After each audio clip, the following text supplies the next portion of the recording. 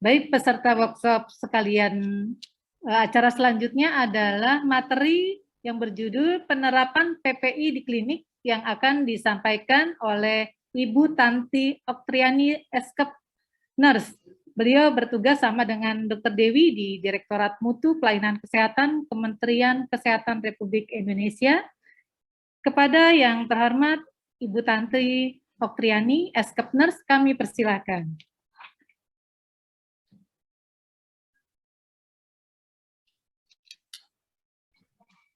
Baik, bismillahirrahmanirrahim. Assalamualaikum warahmatullahi wabarakatuh. Waalaikumsalam. Izin Ibu Sri, suara saya kedengaran jelas ya Bu? Terdengar jelas Ibu. Oke, baik, terima kasih. Terima kasih Bu Sri atas waktu dan kesempatannya, Bapak dan Ibu sekalian. Putus-putus ya Bu? Jelas Halo? Ibu. Oke, baik. Baik, terima kasih atas waktu dan kesempatannya. Sepertinya ini memang sudah lewat waktu dari 23 menit ya Bu ya. Mudah-mudahan kalau seandainya kelewat nanti waktunya, mungkin jam istirahatnya yang kita tambah ya Bu ya. Baik, sampai semangat pagi Bapak dan Ibu. Berjumpa kembali ya. Kemarin mungkin ada yang sempat ketemu ya Bu waktu kegiatan dengan Pak Taufik ya. Yang Rakornis. Iya, Rakornis. Mungkin Bapak dan Ibu perkenalkan, nama saya Tanti Oktriani. Sehari-hari saya bekerja di Direktorat Mutu Pelayanan Kesehatan di Kementerian Kesehatan. Itu sedikit perkenalan. Nah, pada sesi ini kami akan menyampaikan tentang bagaimana pencegahan pengendalian infeksi di klinik. Ini nanti kenapa materi ini kita sampaikan, biar nanti Bapak dan Ibu ketika kita membahas bab 2, Bapak dan Ibu bisa menyambung dengan apa yang ada di bab 2 tersebut. Nah, makanya kami berinisiatif untuk menyampaikan materi ini. Baik, sebagai pendahuluan, bahwasanya untuk PPI itu sendiri, jadi pencegahan dan pengendalian infeksi itu ada dasar hukumnya yaitu di Permenkes 27 tahun 2017 tentang pencegahan dan pengendalian infeksi di Fasiankes. Ini memang ada dari tahun 2017 dan memang rencana akan dilakukan revisi terkait dengan perkembangan ilmu tentang pengendalian pencegahan infeksi ini yang berkembang pada saat ini. Kemudian Bapak dan Ibu sebagai dasar hukumnya, kami di Direktorat Mutu Pelayanan Kesehatan juga telah menyusun terkait dengan pedoman teknis pencegahan pengendalian infeksi. Ini ditandatangani oleh Dirjen Yankes di tahun Januari 2021, di mana memang kenapa ini khusus di FKTP kita buatkan pedomannya, karena untuk penerapan PPI di FKTP itu ada spesifikasinya. Jadi ada beberapa yang memang penerapan PPI itu tidak sama dengan yang dilaksanakan di rumah sakit. Makanya waktu itu kami berinisiasi untuk membuat pedoman ini. Kemudian juga ada beberapa rujukan-rujukan lain yang nanti memang bisa sebagai acuan Bapak dan Ibu dalam menyusun penerapan pedoman PPI di tempat klinik Bapak dan Ibu, seperti ada WHO, ada jurnal-jurnal, ada dari CDC dan sebagainya. Nah, mungkin kita selama ini baru terbangun untuk menerapkan PPI ini ketika terjadinya pandemi. Jujur untuk kita semua bahwasanya untuk kewaspadaan standar seperti untuk kebersihan tangan itu kita baru aware, baru patuh ya, baru sadar bahwasanya kebersihan tangan itu sangat penting sekali. Padahal dalam pencegahan pengendalian infeksi itu jika ini tidak dilaksanakan itu bagaikan gunung es yang sedikit di permukaan namun tersembunyi banyak nantinya. Kenapa? Karena memang misalnya kewaspadaan penerapan PPI ini tidak hanya untuk pasien ya, pasien yang datang berkunjung kepada klinik tersebut, tapi juga bagi petugas. Jadi impasnya itu juga pada petugas kesehatan yang ada.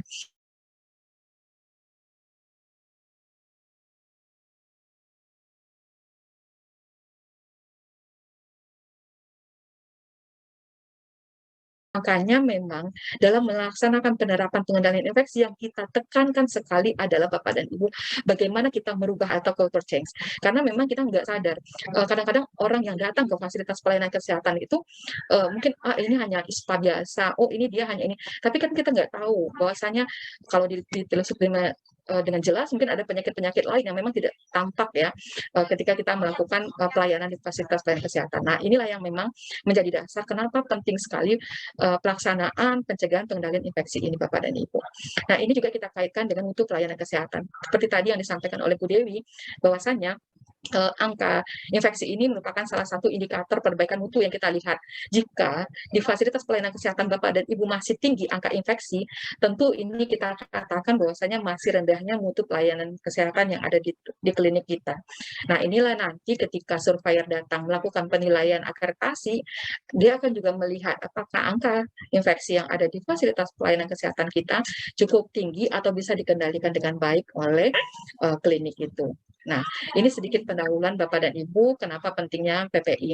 Nah, berdasarkan data-data yang kami temukan, bahwasanya kenapa PPI ini merupakan prioritas yang ada di dunia, kalau kita lihat bahwasanya lebih dari 1,4 juta orang mengalami infeksi yang didapat ketika berada di fasilitas pelayanan kesehatan. Mungkin dia mendapatkan infeksi saluran kemih ketika dia pasang kateter, atau adanya IDO ya, infeksi daerah operasi akibat pembedahan yang dilakukan ya. Ini rata-rata dapat dari fasilitas pelayanan kesehatan. Nah, inilah yang kita dapat cegah ketika penerapan PPI itu bisa dilakukan. Kemudian Bapak dan Ibu, adanya proporsi pasien terkena dampak dari HEINS itu adalah lebih dari 25%. Nah, ini angka yang tidak sedikit ya. Kalau terjadi 25%, tentu ini akan mendampak kerugian bagi pelayanan kesehatan itu sendiri. Nah, kalau kita lihat di fasilitas pelayanan kesehatan yang modern di negara-negara maju, 5-10% pasien mengalami satu atau lebih dari infeksi. Nah, ini yang menjadi masalah prioritas juga tidak hanya di Indonesia sendiri tapi juga di dunia. Dan juga ada data yang mengatakan bahwa di negara berkembang risiko HEINS itu 2-20 kali lebih tinggi dibandingkan negara-negara maju. Kemudian ini kalau di rumah sakit Bapak dan Ibu, ketika pasien dirawat di ICU, banyak yang mengalami lebih kurang 30% pasien di ICU itu berdampak pada kematian sampai dengan 44% akibat infeksi yang terjadi pada pasien yang berada di ICU. Nah, inilah data-data yang menganggap kenapa PPI ini sangat penting sekali dalam upaya peningkatan mutu Bapak dan Ibu. Nah, kalau dulu kita mengenal HEINS itu atau Healthcare Associated Infection itu adalah infeksi nasokomial. Nah, kalau sekarang kita sudah di Permenkes 27 kita sudah sampaikan bahwasanya bukan nasokomial lagi Bapak dan Ibu, tetapi adalah Healthcare Associated Infection, di mana infeksi yang terjadi, jadi pengertiannya adalah infeksi yang terjadi pada pasien selama perawatan di rumah sakit atau fasilitas pelayanan kesehatan lainnya, baik itu di puskesmas, baik itu di klinik Pratama, semua atau tempat praktek dokter mandiri, pokoknya fasilitas pelayanan kesehatan lah yang ada di sana. Nah, kemudian di mana tadinya dia tidak ada infeksi, sebelum datang tuh udah nggak ada infeksi itu ya, atau dalam masa inkubasi, tetapi saat dia masuk dalam maka muncullah tanda-tanda infeksi, apalagi setelah pasien pulang atau mau dipulangkan saat dirawat. Nah, inilah pengertian dari Healthcare Associated Infection atau HEINS yang kita kenal dengan bahasa HEINS. Dan juga infeksi ini juga dapat terjadi pada petugas. Nah, ini saya sampaikan tadi. Mungkin kalau untuk keselamatan pasien kita fokusnya kepada pasien ya Bapak dan Ibu ya, atau ini dan sebagainya. Tapi kalau untuk PPI ini ada ada beberapa fokus ya yang memang kita harapkan terselamatkan. Tidak hanya bagi orang yang berkunjung di fasilitas pelayanan kesehatan, tetapi juga bagi petugas di tempat kita bekerja. Nah, inilah mengapa pencegahan pengendalian infeksi ini menjadi sangat penting sekali.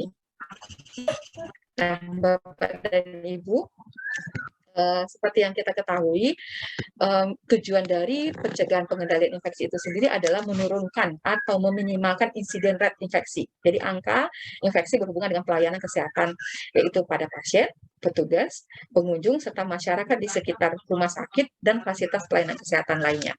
Dengan mempertimbangkan cost efektif. Nah, ini yang perlu kita pertimbangkan karena dalam penerapan PPI ini tidak sangat sedikit kita butuhkan biaya dan sebagainya agar pencegahan pengendalian infeksi itu bisa terlaksana dengan baik. Nanti kita lihat satu persatu bagaimana penerapannya. Nah, sumber rujukan utama dari penerapan PPI di FKTP. Tadi saya sudah sampaikan ada Permenkes 27 tahun 2017, kemudian pedoman teknis pencegahan dan pengendalian infeksi di fasilitas tingkat pertama. Mudah-mudahan Bapak dan Ibu sudah pegang buku ini. Kalau belum, nanti boleh saya share ya. Sekalian share materinya akan saya sampaikan kepada Bapak dan Ibu sehingga Bapak dan Ibu bisa membacanya. Nah, sedikit saya sampaikan, tadi Bu Dewi sudah menyinggung ya tentang struktur tim mutu di klinik. Nah, ini nanti memang kita harapkan tim mutu itu dalam bekerja ada tim PPI di dalamnya. Nah, sehingga nanti ketika Bapak dan Ibu membuat kebijakan siapa penanggung jawab mutu, tentu nanti juga di dalamnya ada penanggung jawab PPI. Dibikinlah kebijakan, ditunjuklah orang yang berwenang, yang berkompeten untuk mengelola agar pencegahan pengendalian infeksi di fasilitas pelayanan kesehatan itu dapat terlaksana dan dikoordinir dengan baik, sehingga program-programnya dapat terlaksana. Nah, nanti di dalam situ ketika orangnya ditunjuk, dibuatlah uraian tugas dan kewenangannya dari tim PPI ini apa, ya, sehingga dia bisa melaksanakan kegiatannya sesuai dengan program-program yang telah disusun oleh tim PPI. Nah, ini nanti Bapak dan Ibu untuk sumber daya, mungkin kalau melihat begini, tadi ada beberapa juga penanggung jawab yang disampaikan Bu Dewi ya, ada K3, ada penanggung jawab MFK, penanggung jawab lain. Mungkin Bapak dan Ibu akan, wah di SDM kami sedikit banget di klinik, bagaimana ini nggak ada orangnya, kurang ininya dan sebagainya, pasti akan berpikir seperti itu. Boleh, ini menyesuaikan dengan SDM yang tersedia di tempat Bapak dan Ibu, asalkan fungsi-fungsi ini terlaksana dengan baik.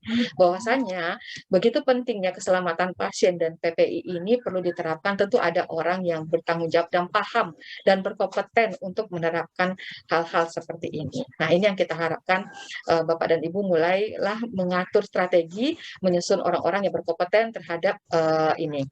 Nah, memang di pedoman ini Bapak dan Ibu kita sampaikan, Bapak dan Ibu menunjuk penanggung jawab PPI, di mana ada kriteria orang-orang yang ditunjuk di sana. Salah satu kriterianya adalah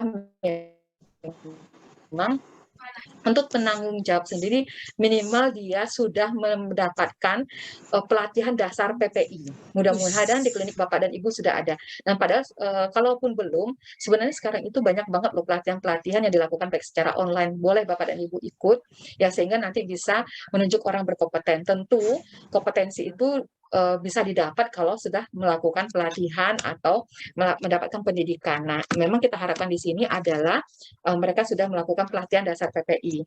Nah, untuk penanggung jawabnya sendiri, kita berharap adalah profesinya adalah dokter, dokter gigi, atau perawat minimal D3.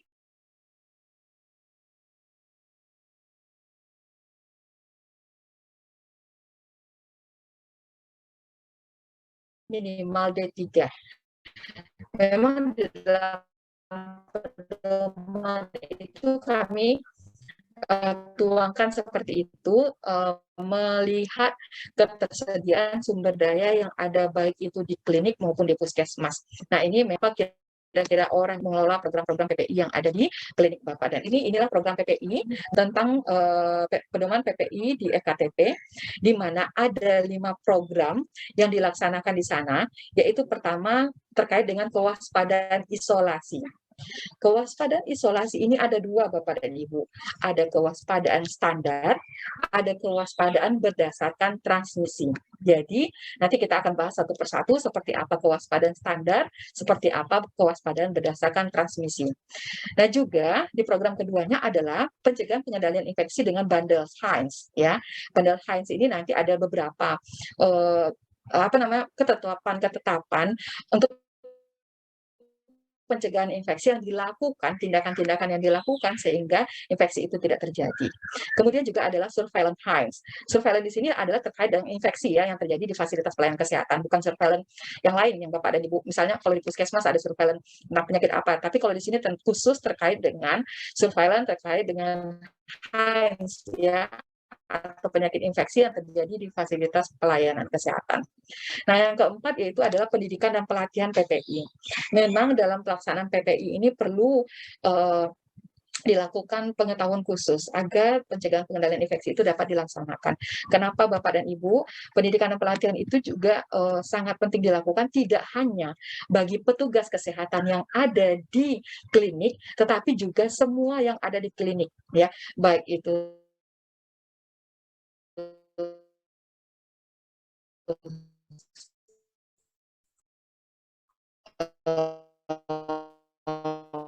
petugas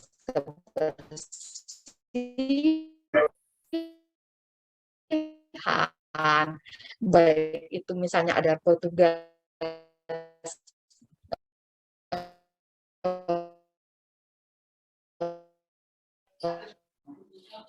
Suaranya agak tersendat, Bu Tanti. apa namanya, rumah tangga untuk klinik yang ada rawat inap ya, atau satpam dan sebagainya, itu penerapan PPI di Fasiankes. Jadi memang tiap orang yang berada di fasilitas pelayanan kesehatan itu memang mereka perlu kita ajarkan. Halo? Ya, sudah jelas Halo, Bu? lagi, sudah jelas terdengar. Tadi sempat tersendat. Oke, alhamdulillah. Oke, baik. Nanti kalau seandainya ini mohon saya diingatkan. Nah, kemudian juga di program kelimanya adalah penggunaan antimikroba yang bijak ya. Nah, dari 5 program ini Bapak dan Ibu untuk pelaksanaan kegiatannya perlu kita lakukan monitoring dan evaluasi. Monitoring evaluasi yang kita lakukan di sini salah satunya dengan metode audit ya. Kemudian untuk audit ini kita untuk memastikan masalah-masalah apa saja yang terjadi ketika dalam melakukan pelaksanaan PPI ini. Kemudian untuk melihat resiko-resiko penyakit infeksi yang penyebaran infeksi yang ada di fasilitas pelayanan kesehatan, kita perlu melakukan juga Infection Control Risk Assessment atau yang disebut dengan ICRA. Di mana ICRA ini adalah dalam rangka upaya penyelesaian masalah. ICRA ini nanti akan ada 2 Bapak dan Ibu. Ada ICRA terkait dengan konstruksi, ya. Ada ICRA terkait dengan pelayanan kesehatan yang ada. Nah, ini yang memang perlu di program-program PPI yang memang perlu kita laksanakan di fasilitas pelayanan kesehatan, khususnya nanti di klinik Pratama. Nah, kita masuk ke program yang pertama, Bapak dan Ibu, yaitu terkait dengan kewaspadaan isolasi. Di mana di kewaspadaan isolasi ini terdiri dari 2, yaitu tadi yang saya sampaikan ada kewaspadaan standar, ada kewaspadaan berdasarkan transmisi. Kewaspadaan standar ini yang memang sangat penting. Yang namanya standar ya, standar itu adalah kudu ada, harus ada ya. Jadi kita itu melaksanakan kewaspadaan standar itu tanpa melihat apakah pasien yang datang itu terinfeksi atau tidak. Ya, dilaksanakan kepada seluruh pasien yang datang ya. Jadi nggak ngelihat oh kalau dilihat dari lapang pandang mata ini pasiennya TB, nggak bisa seperti itu. Oh ini pasiennya hepatitis, nggak bisa. Tetapi setiap pasien yang datang ke fasilitas pelayanan kesehatan kita anggap dia adalah pasien infeksi. Inilah makanya kita lakukan kewaspadaan berdasarkan standar. Jadi nanti kita akan sampaikan ada 10 kewaspadaan standar yang bisa dilaksanakan di FKTP dan kalau di rumah sakit itu ada 11 ya. Kemudian tujuan dari kewaspadaan standar ini adalah untuk mencegah pencegahan terhadap paparan atau percikan darah atau mikroorganisme dari cairan tubuh atau kulit yang tidak utuh atau mukosa membran. Nah, ini yang nanti kita lihat bagaimana penerapannya. Yang kedua adalah kewaspadaan berdasarkan transmisi. Dari kewaspadaan transmisi ini adalah istilahnya lini kedua ya, kewaspadaan tambahan di mana kita melihat atau kewaspadaan pengendalian pencegahan infeksi setelah kita mengetahui jenis infeksinya apa. Jadi udah terdiagnosa apa pasien kita, baru kita memisahkannya. Apakah ini termasuk kewaspadaan kontak atau droplet atau airborne ya penularannya. Jadi nanti kita akan memisahkan pasien, kita berdasarkan jenis infeksi dan diagnosanya seperti apa. Nah, kita masuk Bapak dan Ibu ke kewaspadaan isolasi, di mana tadi yang saya sampaikan bahwasanya ada 10 yang bisa diterapkan di FKTP. Kalau di Permenkes 27 itu ada 11 ya. Makanya tadi saya sampaikan kenapa ini kita bikin pedoman ini karena memang beda. Di FKTP itu praktek lumbal fungsi itu tidak ada Bapak dan Ibu. Sehingga memang tidak dilakukan di FKTP. Nah, kita lihat di sini kewaspadaan standar apa saja yang perlu kita terapkan. Pertama yaitu kebersihan tangan. Tadi Bu Dewi sudah sampaikan untuk kebersihan tangan, kemudian yang kedua alat pelindung diri ini nanti masuk ke dalam indikator nasional mutu yang diterapkan di klinik. Nanti kita mencoba bagaimana cara mengukurnya atau menghitungnya Bapak dan Ibu. Yang kedua yaitu penyuntikan yang aman ya. Yang ketiga yaitu kebersihan pernafasan atau etika batuk. Kemudian ada kesehatan petugas, ada pengendalian lingkungan, ada pengendalian limbah, ada manajemen linen, ya, kemudian penempatan pasien, kemudian ada pengelolaan alat kesehatan. Nah, inilah 10 kewaspadaan standar yang diterapkan di FKTP. Untuk kewaspadaan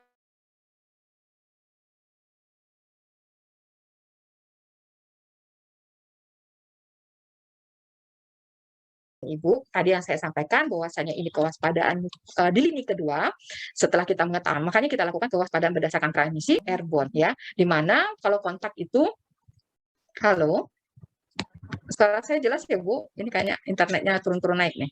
Iya, jelas Bu, tadi Oke. sempat tersendat, tapi ini udah jelas lagi. Oke, baik. Nah, ini kewaspadaan berdasarkan kontak ya Bapak dan Ibu.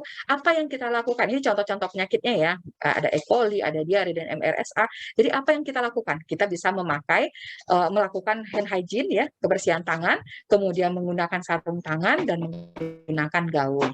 Kemudian kalau droplet, contohnya penyakit influenza, pertusis ya, ini atau kayak sekarang ini COVID ya, yang katanya bisa dengan droplet ya atau airborne. Nah, ini apa yang harus kita lakukan? Kita bisa memakai masker bedah atau pelindung wajah. Nah, ketika kita mau kewaspadaan ketiga yaitu airborne ya, seperti pasien TB, SARS dan sebagainya. Apa yang kita lakukan? Kita bisa memakai masker respiratorik N95. Nah, ini yang penata laksanaan yang kita lakukan untuk kewaspadaan berdasarkan transmisi. Ada satu lagi yang penting yang tidak ada di D3 ini, yaitu pengendalian vektor Bapak dan Ibu. Pengendalian vektor ini juga termasuk pada kewaspadaan yang harus kita perhatikan juga, seperti ada lalat, nyamuk, tikus, dan lain-lainnya. Karena seperti kucing ya, yang ada biasanya kalau yang sering datang ke klinik atau fasilitas pelayanan kesehatan itu di got-gotnya tuh suka tikus dan sebagainya, itu nanti ini yang akan juga membawa dampak penyakit yang ada di fasilitas pelayanan kesehatan. Nah, apa yang kita lakukan di sini untuk mengatasi faktor ini? Salah satunya yaitu dengan cara pengendalian lingkungan atau limbah yang ada di fasilitas pelayanan kesehatan. Nah, ini yang pertama, kita bahas satu persatu Bapak dan Ibu terkait dengan kewaspadaan pertama yaitu kebersihan tangan. Kebersihan tangan itu merupakan hal yang penting ya dan pilar dalam pencegahan pengendalian infeksi pada pelayanan kesehatan. Begitu banyaknya mikroorganisme yang bisa kita menularkan dari satu tempat ke tempat lain akibat tangan kita. Nah, ini yang memang perlu kita perhatikan. Dalam pelaksanaan kebersihan tangan, kita menganut bisa menggunakan ya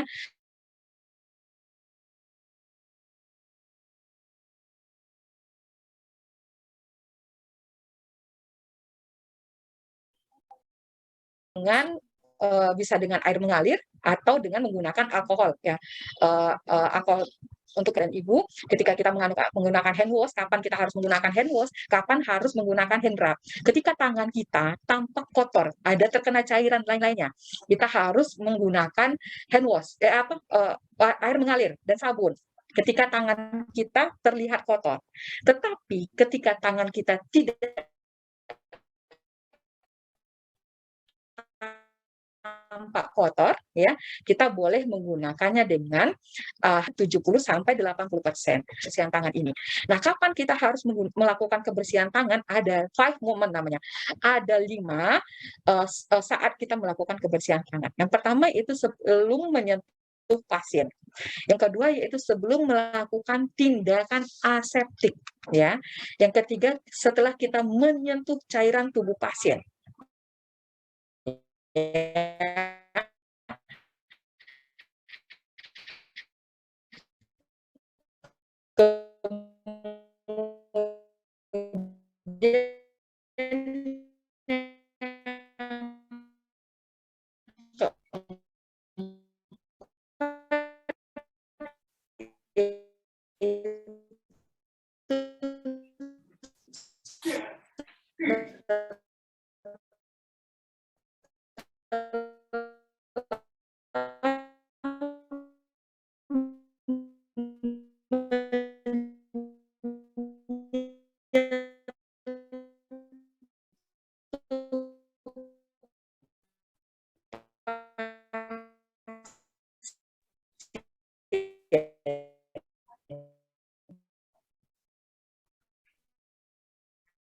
Yang terakhir adalah ketika melakukan kebersihan tangan, Bapak dan Ibu melakukan audit untuk harus melihat, mengobservasi dengan petugas kesehatan. Karena tadi Bu Dewi sebut petugas kesehatan.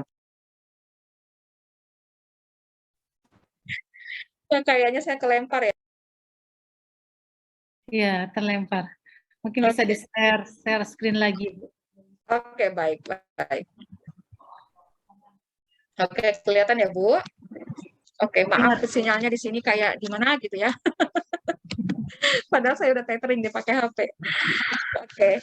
Nah, ini benar-benar ketika Bapak dan Ibu melakukan observasi, benar-benar memperhatikan tindakan-tindakan apa saja yang dilakukan sehingga dia harus melakukan, ada indikasi dia melakukan kebersihan tangan.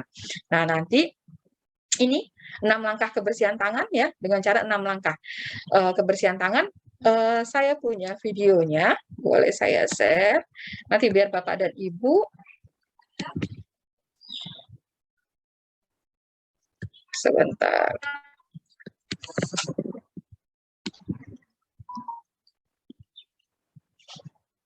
Sebentar. Saya dulu. Biar kita bisa melihat seperti apa. Sebentar. Mana ya?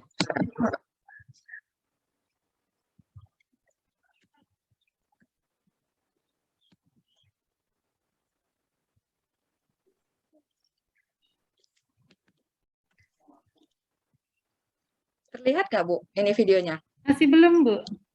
Belum ya? Ya, Stop dulu. Udah tadi?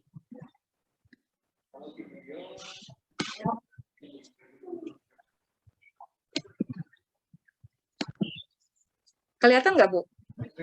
Halo. Kelihatan, Bu? Masih belum, Bu. Sebentar. Kalau ini kelihatan nggak, Bu? Udah kelihatan nggak, Bu? Udah. Masih belum, Udah, Bu. Bu Sri? Pada saat share screen ada checklist 2 yang di bawahnya harus diceklis dulu. Sudah. Sudah ya? Share screen, checklist 2. Ya. Berarti dari bandwidth-nya mungkin ya. Ini udah? Sudah, Bu? Sudah? Ini slide ya, Bu ya, PowerPoint ini, Mas.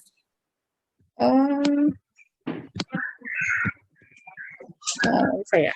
Justru nggak bisa malah. Padahal ini penting, biar Bapak dan Ibu bisa whiteboard. Udah, Bu? Ya, sudah terlihat, Bu. Oke, baik. Nah, coba Bapak dan Ibu perhatikan bagaimana nanti melakukan kebersihan tangan. Ya, ada 6 langkah ketika melakukan kebersihan tangan. Ini dengan menggunakan air mengalir dan sabun, ya. Nah, jadi benar-benar bedanya waktu kita melakukan kebersihan tangan dengan air mengalir ini akan lebih banyak dibandingkan kita menggunakan hand rub. Karena ada proses nanti kita menggunakan sabun, ya. Dan membilasnya. Jadi 2 kali dibandingkan kita harus melakukan kebersihan tangan menggunakan hand rub. Nah, ini benar-benar selajari, ujung-ujung jari itu benar-benar harus terkena dengan sabun dan benar-benar dipastikan bersih, ya. Dan kita bilas setelah kita menggunakan air, sabun dibilas dengan air. Dan nanti Bapak dan Ibu mengeringkan dengan tisu, jadi nggak ada lagi Bapak dan Ibu nanti melakukan kebersihan tangan dengan air yang dengan air di baskom atau sebagainya, itu udah nggak ada lagi pasti ya sekarang ya. Selalu dengan air mengalir, dengan memperhatikan 6 langkah ini, dan menggunakan tisu kalau kita harapkan. Kalau Bapak dan Ibu menggunakan lap ya atau kain,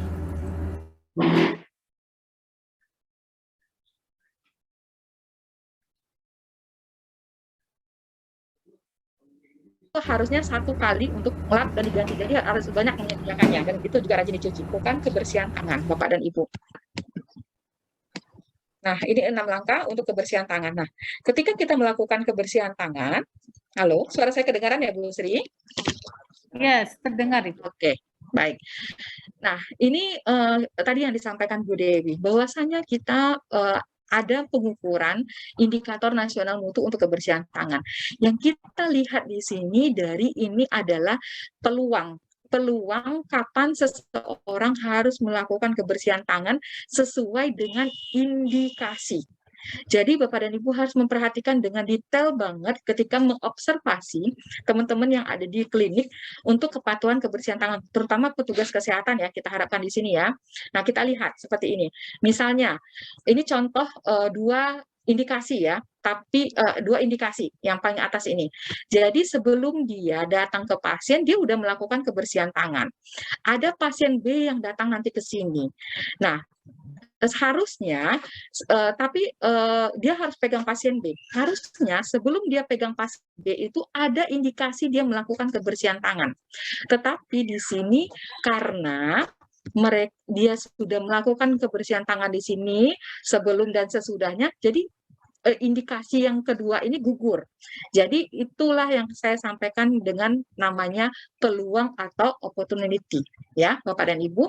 Jadi benar-benar kenapa nggak cuci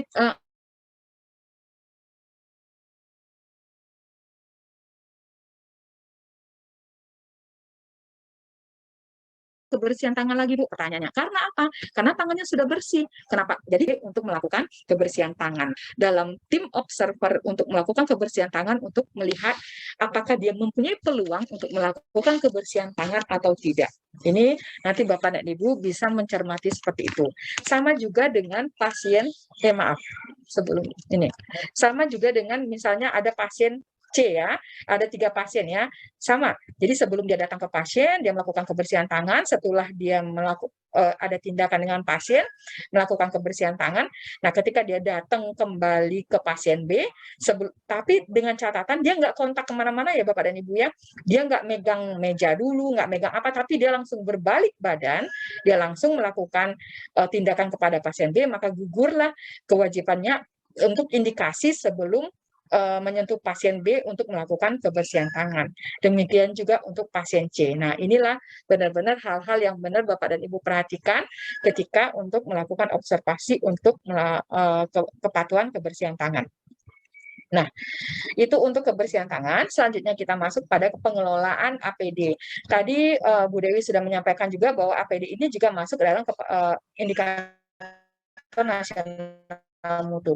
APD itu pasti tentu harus ada kebijakan bagaimana penggunaan APD berdasarkan studi atau literatur. Bagaimana kemudian membuat kajian spesifik APD. APD itu dipakai berdasarkan indikasi.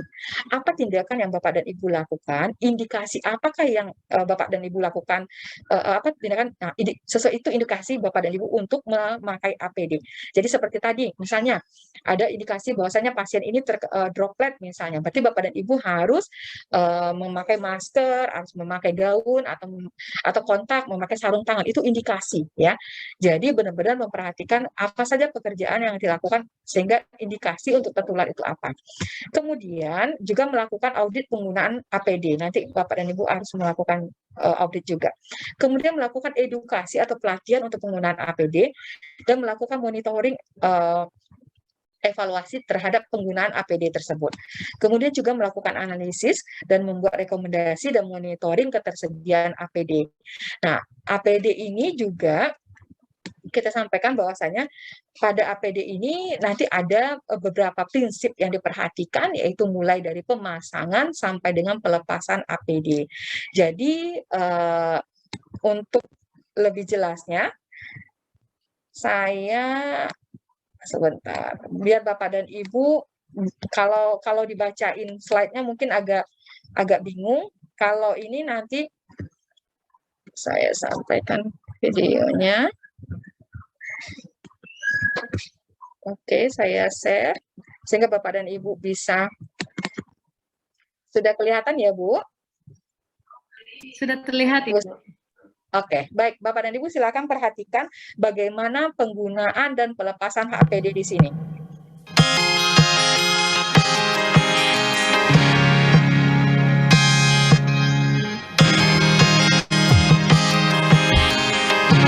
Mulai dari pemasangan ya Bapak dan Ibu ya. Nah, dari setiap langkah-langkah memakai APD ini, Bapak dan Ibu terutama yang harus diperhatikan adalah melakukan kebersihan tangan ya terlebih dahulu.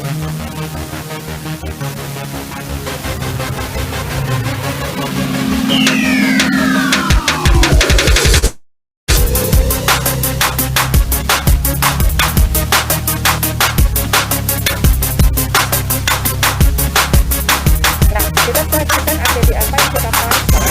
Biasanya APD itu ada urutan pemasangannya Bapak dan Ibu ya. Jadi mulai dari bawah, kemudian ketika pemasangan APD itu diperhatikan bagaimana apa namanya kita perhatikan ukuran ya. Misalnya kayak gaun kita sesuaikan dengan ukuran badan kita, tekstur kita sesuaikan dengan ukuran tangan kita dan sebagainya. Ini yang memang perlu kita perhatikan dalam memilih APD sehingga nanti memang ini menjadi alat pelindung diri bagi kita semua. Nah, ini untuk gaun. Ini ibaratnya kalau kita melakukan tindakan aerosol ya, kita memakai masker N95. Di mana kita perlu perhatikan dalam memakai masker N95 ini ada hal-hal yang perlu kita perhatikan dalam pemasangannya. Ya, pertama kita juga harus melakukan fit test ya. Silakan perhatikan bagaimana cara melakukan fit test agar kita memastikan bisa penelitinya bersih serta telah memastikan bahwasanya tidak ada udara yang keluar setelah kita. Nah, ini namanya fit test. Nah, ini memakai Google ya, Bapak dan Ibu.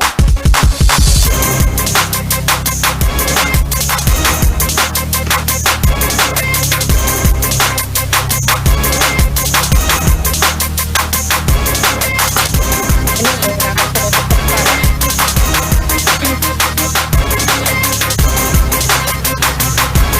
Jadi APD itu adalah satu ya. Dari kepala sampai ke ujung kaki itu semua ada APD-nya. Jadi mulai dari topi, kacamata, face shield ya, masker, gaun, sarung tangan sampai dengan alas kaki ya.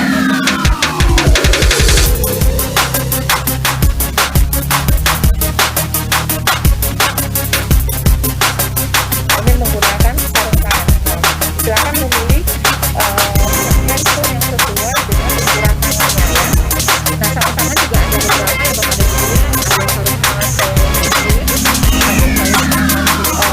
ada sarung tangan rumah tangga. Nah, ini tergantung dengan indikasi apa yang kita lakukan. Ketika kita melakukan tindakan aseptik, itu kita membutuhkan sarung tangan yang steril. Nah, sekarang ini untuk pelepasan alat pelindung diri atau APD. Lihat cara melepaskan handphone Bapak dan Ibu, tarik dari dalam ke arah luar. Jadi untuk pelepasan APD kita mempunyai 3 tempat ya yang Bapak dan Ibu kita lihat. Jika APD itu bisa didaur ulang, kita letakkan di bawah tempat dan didaur ulang bisa dipakai kembali ya. Itu dipakai diletakkan di tempat yang itu. Nah, misalnya itu langsung sekali pakai, itu dibuang di tempat tong sampah dengan plastik berwarna kuning karena APD yang kita gunakan kita anggap adalah lintas fuel. Nah, ini kalau bisa itu diisi ke poli. Nah, di setiap langkah APD ini ada proses untuk melakukan kebersihan tangan.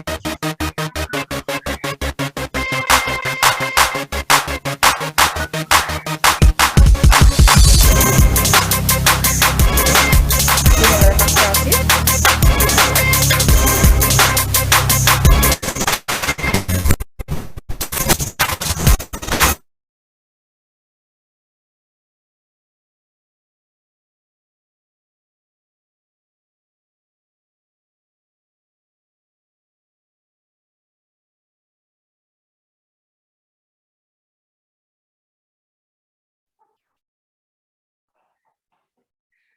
Videonya terjeda, Ibu.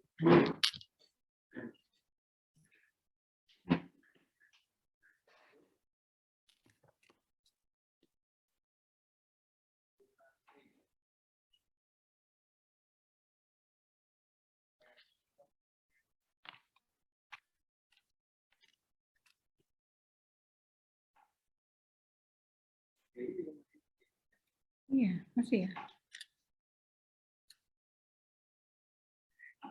Terlempar lagi sepertinya. Iya.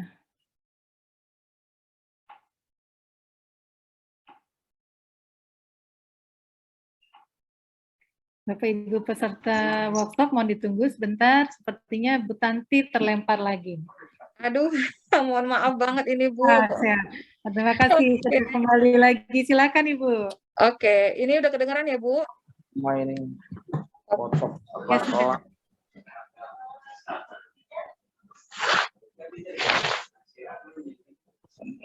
Nah, ini untuk pelepasan terakhir sepatu.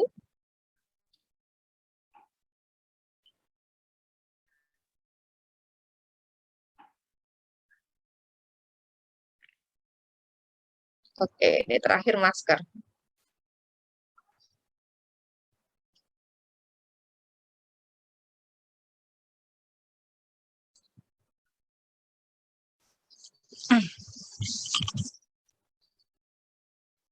Selanjutnya nanti petugas, kalau ini berada di petugas di kamar isolasi, itu lanjut mandi dan mengganti pakaian. Dan memang Bapak dan Ibu, mohon maaf ya kalau tadi videonya sempat keputus, nanti boleh nanti saya share ke Bu Sri, sehingga Bapak dan Ibu bisa di-share untuk video tersebut bisa dilihat lagi kembali bagaimana untuk pelepasan dan pemasangan APD. Nah, ini tadi untuk APD kita lewatkan saja. Jadi memang ada beberapa hal yang memang perlu diperhatikan untuk penggunaan APD. Nah, selanjutnya kewaspadaan standar berikutnya adalah kebersihan pernapasan atau etika batuk. Jadi memang ini kita edukasi ya kepada semua yang berada di fasilitas pelayanan kesehatan bagaimana ketika batuk menutup hidung dan mulut ya dengan menggunakan tisu atau menggunakan masker, atau kalau bersin menutup area mulut dengan tisu atau masker. Nah, kemudian atau dengan lengan siku bagian dalam ya. Kemudian menetapkan pasien dengan gejala gangguan pernapasan setidaknya 1 meter dari pasien lain pada saat berada di satu ruangan umum jika memungkinkan. Kemudian letakkan tanda pengingat untuk edukasi terkait dengan etika batuk ini ya, atau leaflet atau burner ya, sehingga memang bisa dibaca oleh pasien yang datang berkunjung ke fasilitas pelayanan kesehatan kita. Kemudian mempertimbangkan untuk meletakkan perlengkapan fasilitas kebersihan tangan di tempat umum. Jadi ketika dia kan kemungkinan ketika batuk atau bersin, tangan terkena cairan tubuh kita, sehingga memang kita harus melakukan kebersihan tangan. Ya, kemudian kewaspadaan standar berikutnya adalah konsep penyuntikan yang aman.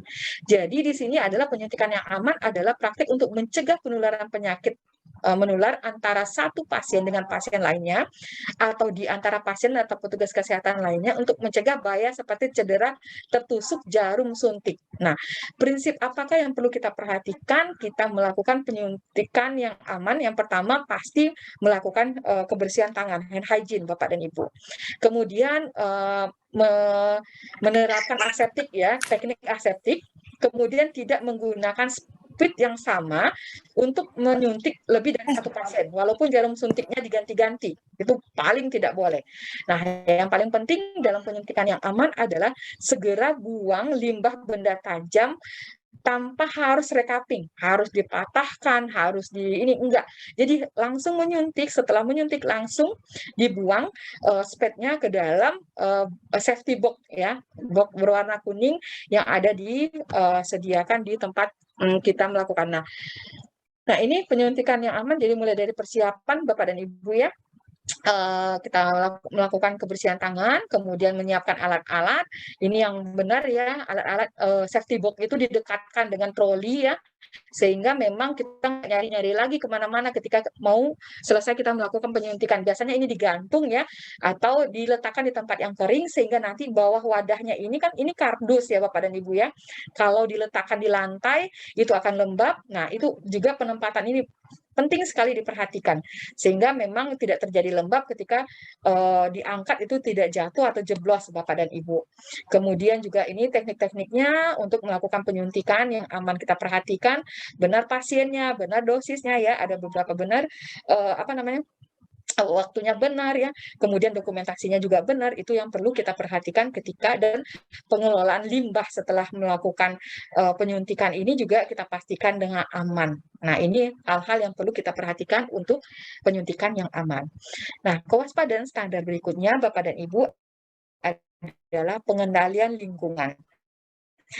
Prinsipnya adalah mencegah kolonisasi, bukan untuk sterilisasi.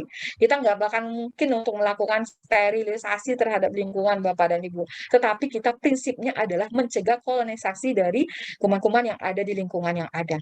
Jadi klinik harus membuat terkait dengan kebijakan atau SOP untuk pembersihan dan desinfeksi secara rutin, termasuk jadwal pembersihan dan penanganan tumpahan darah dan cairan tubuh lainnya. Nah, ini yang benar-benar harus diperhatikan. Halo, saya bisa didengar ya Bu Sri? Terdengar Ibu. Halo? Terdengar. Oke, baik. Nah, oke. Ini Bapak dan Ibu, sebenarnya untuk pengendalian lingkungan ini kita melibatkan cleaning service atau tukang bersih-bersih ya yang ada di tempat kita, itu juga diajarkan. Ketika ada tumpahan darah atau tumpahan B3, kita di klinik harus mempunyai spill kit namanya. Jadi ada spill kit untuk infeksius, ada spill kit untuk khusus limbah B3. Nah, ini yang kita ajarkan kepada petugas kebersihan. Jadi jangan kita menzolimi mereka.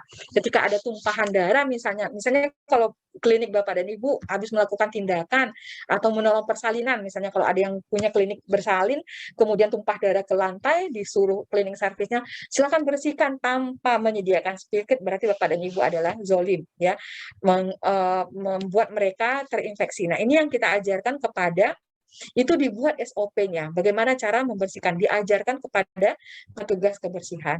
Kemudian ada jadwal operasional manual untuk membersihkan lingkungan, memastikan pasokan cairan pembersih lingkungan itu memadai. Inilah tugas penanggung jawab PPI di klinik. Dia memastikan sarana alat untuk melakukan baik itu APD, untuk kebersihan lingkungan, dan beberapa hal yang memang kayak untuk kebersihan tangan ya, seperti hand rub, sabun dan sebagainya, itu bertanggung jawab dari petugas PPI. Jadi itu untuk penyediaan desinfektan juga bekerja di ada area bersih dan area kotor, kemudian peralatan dibersihkan yang sudah dipakai digunakan kembali ya, kemudian tersedianya area penyimpanan peralatan yang baik ya untuk ini. Nah, memang ada beberapa hal yang ketika pandemi ini juga ada beberapa yang dilakukan pembersihan lingkungan dengan penyemprotan atau fogging fasilitas dengan formalin, klorin, dan senyawa baginya. Dan penyemprotan fogging di luar ruangan itu sebenarnya tidak disarankan Bapak dan Ibu, tidak direkomendasikan untuk membunuh virus COVID. Nah, ini yang selama ini memang beberapa dilakukan yang sampai di pasar-pasar dan sebagainya itu tidak efektif sebenarnya untuk melakukan itu semua.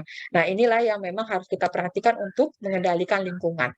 Nah, yang paling penting dalam pengendalian lingkungan ini adalah penataan atau perawatan dari ruangan yang ada di klinik Bapak dan Ibu.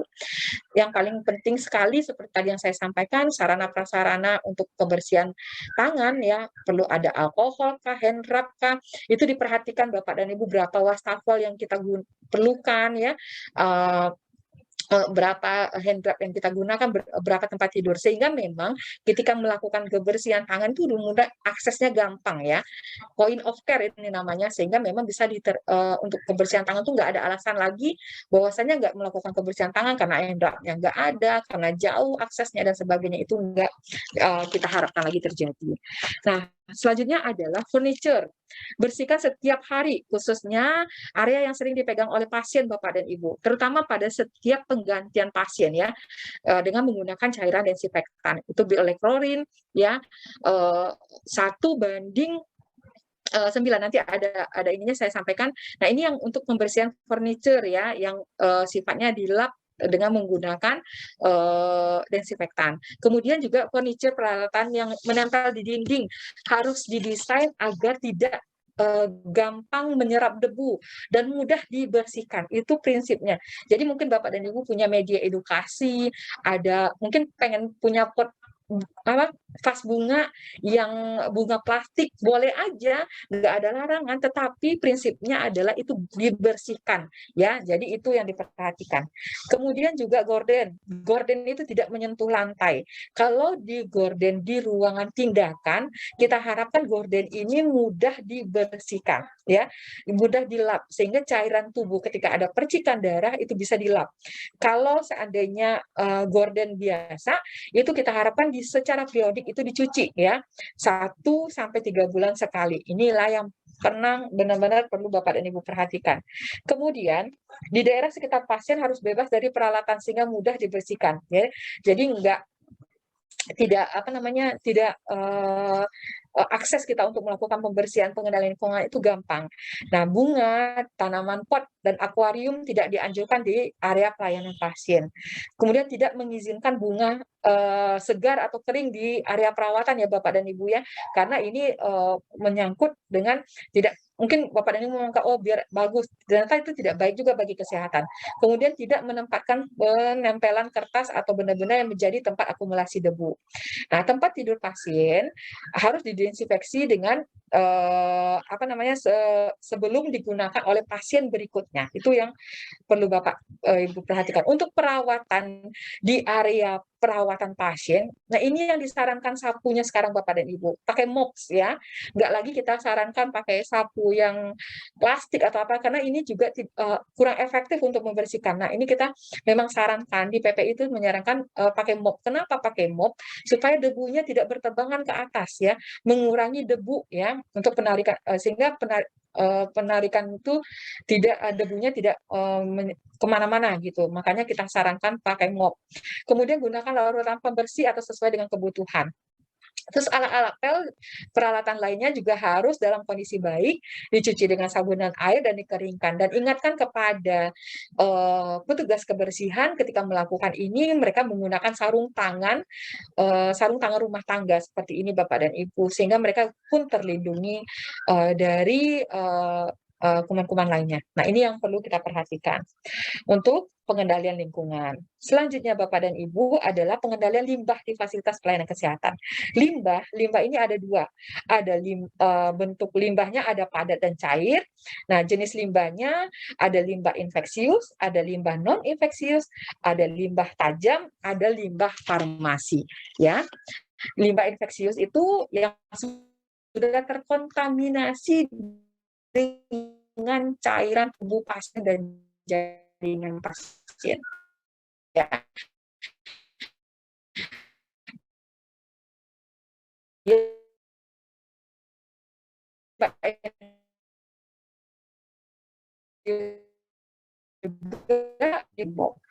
Kalau non-infeksius seperti yang tidak terkontaminasi itu salah satunya yaitu bisa juga limbah rumah tangga, bekas makanan dan sebagainya, sampah plastik dan sebagainya itu non infeksius.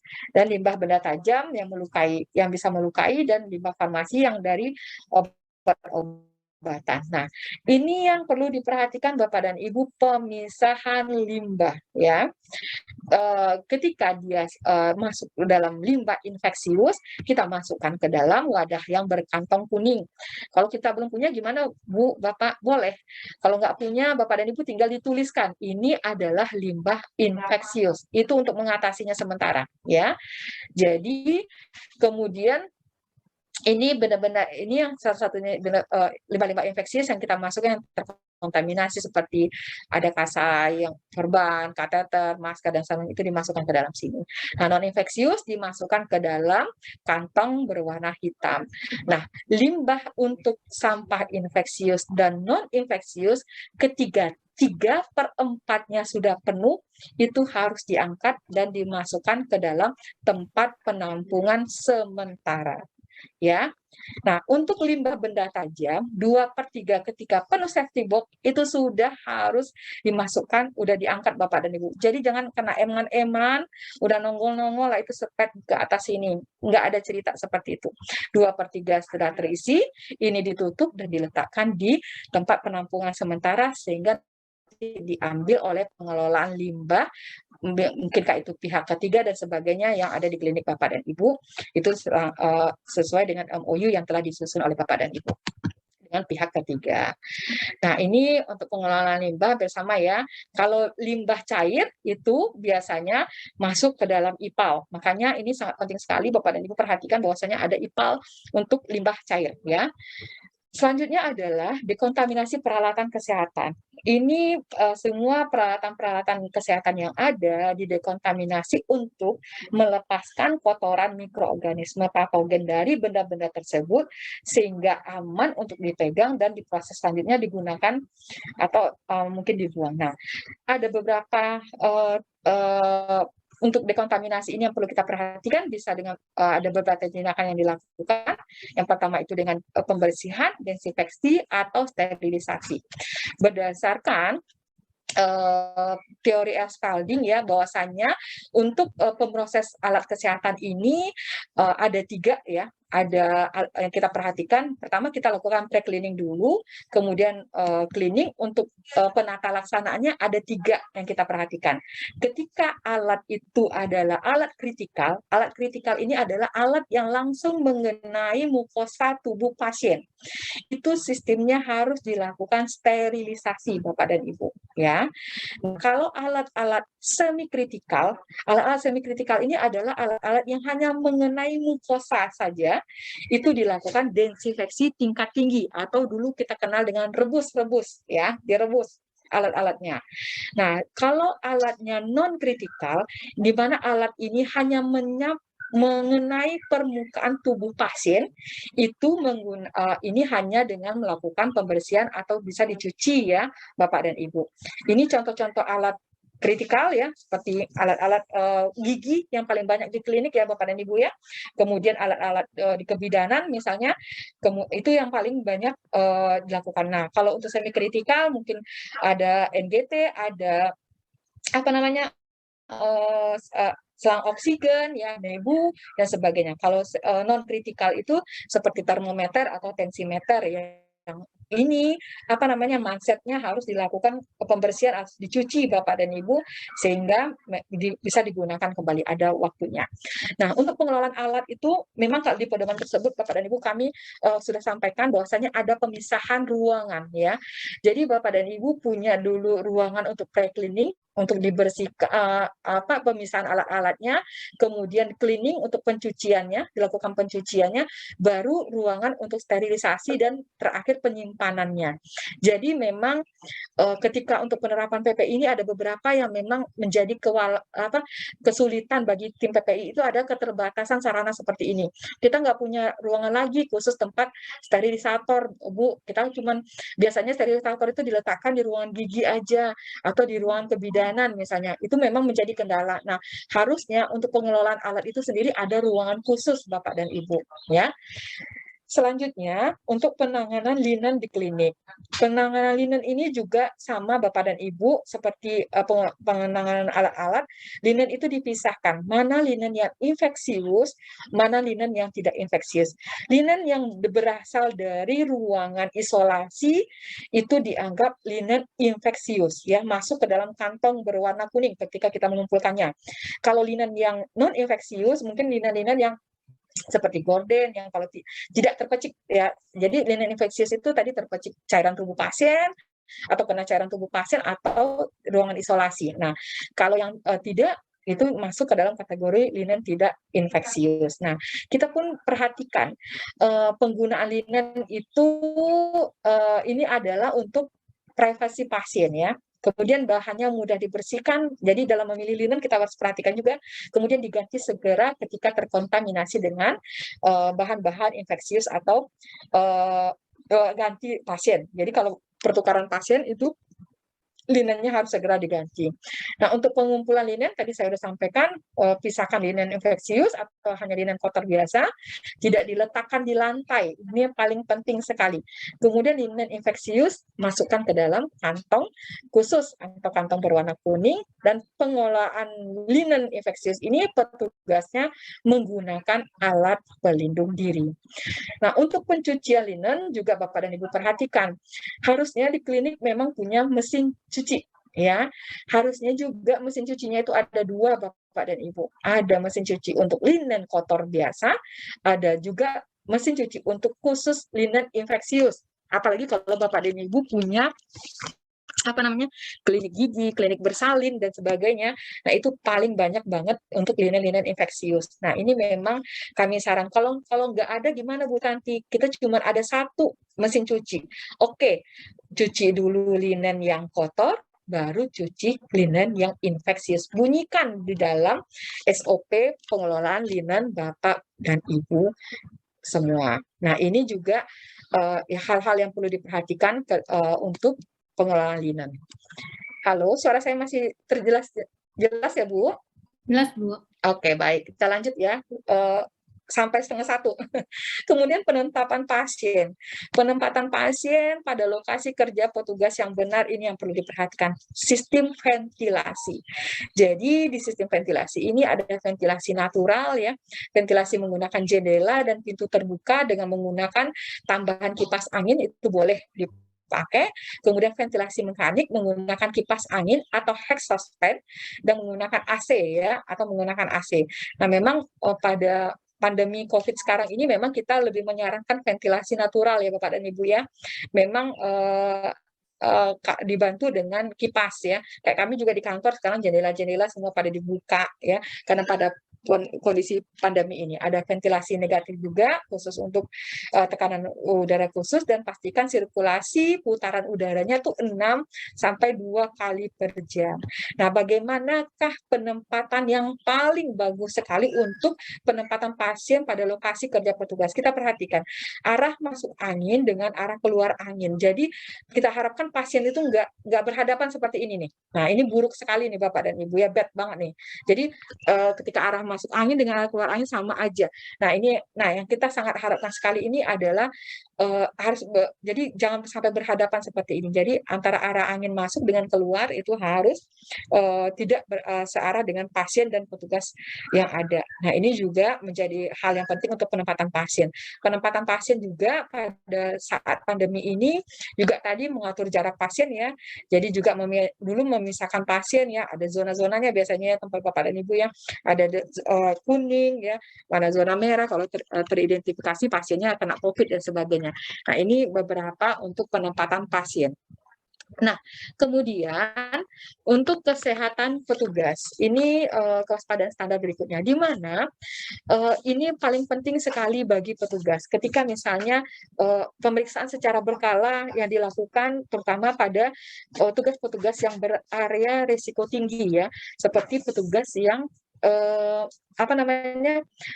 misalnya yang berada di ruang TB atau petugas yang di ruangan isolasi. Nah, itu harus dilakukan pemeriksaan berkala. Salah satu untuk kesehatan petugas itu juga termasuk vaksinasi Bapak dan Ibu. Seperti sekarang ini nih, dilakukan vaksinasi, kemudian dilakukan testing ya kepada Bapak dan Ibu yang berada di area-area risiko. Juga kita harapkan untuk kesehatan petugas itu penyediaan alat pelindung diri.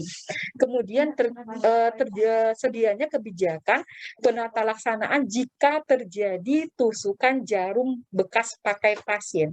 Nah, ini yang Bapak dan Ibu harus siapkan. Ada mekanisme pelaporan ketika terjadi tertusuk jarum. Jadi ada pemeriksaan berkala ya, ada di buku pedoman itu nanti Bapak dan Ibu bisa baca dengan jelas bagaimana rangkaian ketika terjadi tertusuk jarum. Kemudian ada kepatuhan petugas terhadap standar PPI yang telah ditetapkan. Inilah untuk kesehatan petugas. Itu 10 kewaspadaan berdasarkan isolasi. Nah, untuk kewaspadaan di lini kedua, tadi yang saya sampaikan adalah kewaspadaan berdasarkan transmisi. Tadi ada kontak, ada droplet, ada airborne ya. Jadi memperlakukan pasien sesuai dengan jenis penyakit dan jenis penularan penyakit yang ada ya Bapak dan Ibu. Tadi saya sudah sampaikan di awal, nanti tinggal baca. Nah, ini selanjutnya adalah penggunaan antimikroba yang bijak. Pengawasan PPI dalam surveillance hive untuk penggunaan antimikroba yang bijak itu ada 2 yang perhatikan Bapak dan Ibu. Pertama itu pengawasan berdasarkan hasil pemeriksaan laboratorium, jika memungkinkan berdasarkan hasil kultur untuk penggunaan antimikroba yang bijak. Yang kedua yaitu penggunaan antimikroba itu berdasarkan terapikah atau profilaksiskah. Nah, ini ada beberapa yang memang diperhatikan. Nah, kita masuk pada prinsip-prinsip PPI apa saja yang harus diperhatikan di klinik. Pertama, tindakan pencegahan penularan infeksi melalui tadi kewaspadaan isolasi, yaitu kewaspadaan standar dan berdasarkan transmisi. Kemudian, dan risiko-risiko lainnya berdasarkan jenis pelayanan yang diberikan. Jadi tadi kita sampaikan ada faktor-faktor risiko di pelayanan kesehatan. Bapak dan Ibu mungkin perhatikan seperti misalnya ketika pemasangan mungkin infus mungkin ada kontak di situ, jadi penggunaan handscoon, alat-alat pelindung diri. Nah, ini untuk mencegah terjadinya flebitis ya, atau plapsi ya, untuk kejadian pemasangan infus dan sebagainya. Kemudian untuk tindakan operasi, kemungkinan terjadinya abses ya, kemudian adanya ISK, kemudian adanya KIPI, adanya infeksi daerah operasi dan sebagainya. Inilah ruang lingkup yang memang perlu diperhatikan untuk tindakan-tindakan apa saja sehingga infeksi yang terjadi, risiko-risiko infeksi ini tidak terjadi di sini. Nah, ini gambaran implementasinya sesuai tadi yang saya sampaikan. Ada orang yang bertanggung jawab untuk melaksanakan program PPI, kemudian identifikasi risiko-risiko infeksinya apa, bisa kita lakukan infection control risk assessment ya. Nanti Bapak dan Ibu bisa baca di buku tersebut bagaimana cara melakukan identifikasi risiko infeksi yang terjadi di fasilitas pelayanan kesehatan, kemudian membuat pedoman kerja atau panduan ya, merujuk pada peraturan yang ada, kemudian diimplementasikan, dimonitoring, dan dibuat program kerja berikutnya. Dan ini Bapak dan Ibu, untuk membuat perencanaan program kerja, Bapak dan Ibu harus menyampaikan ini kepada penanggung jawab klinik ya, sehingga nanti kenapa? Karena dalam melaksanakan program-program ini Bapak dan Ibu butuh support ya, seperti untuk penyediaan APD, penyediaan fasilitas-fasilitas menunjang untuk penerapan PPI, sehingga memang ini dilaporkan, diusulkan kepada penanggung jawab atau pimpinan di fasilitas pelayanan kesehatan untuk penyediaan sarana prasarana seperti yang saya sampaikan tadi. Nah, ini tadi sudah saya bahas juga tujuannya seperti apa. Ini panduan-panduannya Bapak dan Ibu, ketersediaan panduan kebijakan PPI, SOP-SOP apa yang ada, yang perlu perlu disiapkan. Nah, ini program berikutnya yaitu PPI pada bundle hands ya. Jadi tergantung pelayanan kesehatan supaya mencegah terjadinya IDO, ISK, PLAPSI ya, atau ketika Bapak dan Ibu ada pasien pencegahan infeksi terkait dengan penggunaan oksigen nasal, nebulizer, perawatan luka, dan pencegahan KIPI. Nah, ini semua nanti dibuat SOP-nya sehingga dapat dilaksanakan dan disupervisi bagaimana pelaksanaannya sesuai dengan SOP yang ada, dan lakukan langkah-langkah perbaikan ketika terjadi infeksi rate atau angka infeksi di beberapa tindakan yang dilakukan tadi. Kesimpulannya Bapak dan Ibu, HINS ini adalah infeksi yang terjadi pada pasien selama proses perawatan baik itu di rumah sakit maupun fasilitas pelayanan kesehatan, di mana tidak hanya infeksinya terjadi pada saat sebelum dia masuk, ya, tapi bisa muncul ketika dia pulang dirawat dari fasilitas pelayanan kesehatan. Inilah yang perlu kita cegah, pengetahuan dan merubah habit dan budaya agar semua petugas kesehatan dapat melakukan pencegahan pengendalian infeksi ini, sehingga tindakan-tindakan penularan penyakit yang ada di fasilitas pelayanan kesehatan terutama klinik pratama yang Bapak dan Ibu laksanakan benar-benar bisa ditekan infeksi rate-nya. Kemudian program PPI di klinik itu adalah mulai dari tadi saya sampaikan ada 5 program yang dilaksanakan: penerapan kewaspadaan standar, kewaspadaan bundles, surveillance, dan pendidikan pelatihan. 5 program ini dibuat sehingga memang bisa dilaksanakan di fasilitas pelayanan kesehatan Bapak dan Ibu. Itu Bu Sri, sedikit PPI, lewat waktunya 1 menit. Kalau memang mau istirahat dulu, nanti tanya jawabnya boleh di sesi berikutnya, silakan, atau mau sekarang. Baik, terima kasih Bu Tanti atas pemaparannya yang sangat jelas sekali dan detail terkait dengan bagaimana klinik penerapan PPI-nya di klinik kita nanti. Baik, Bapak Ibu peserta workshop sekalian, kegiatan selanjutnya kita adalah istirahat, menjalankan sholat bagi yang menjalankan. Kita nanti akan ketemu lagi di jam 1. Kemudian untuk pertanyaan yang akan diajukan kepada Ibu Tanti, nah ditahan dulu. nanti kita sampaikan kepada pemapar di jam 1 setelah istirahat. Dan kebetulan Ibu Tanti juga nanti akan memberikan materi di jam setelah istirahat. Jadi sebelum masuk kepada materi Bu Tanti tentang standar dan instrumen akreditasi klinik bab 1, nanti kita akan tampung dulu ya Bu Tanti pertanyaan-pertanyaan dari peserta workshop. Demikian, terima kasih Ibu Tanti dan para peserta workshop. Selanjutnya adalah acara istirahat. Kami persilakan untuk istirahat sejenak sampai ketemu lagi di jam 1. Baik.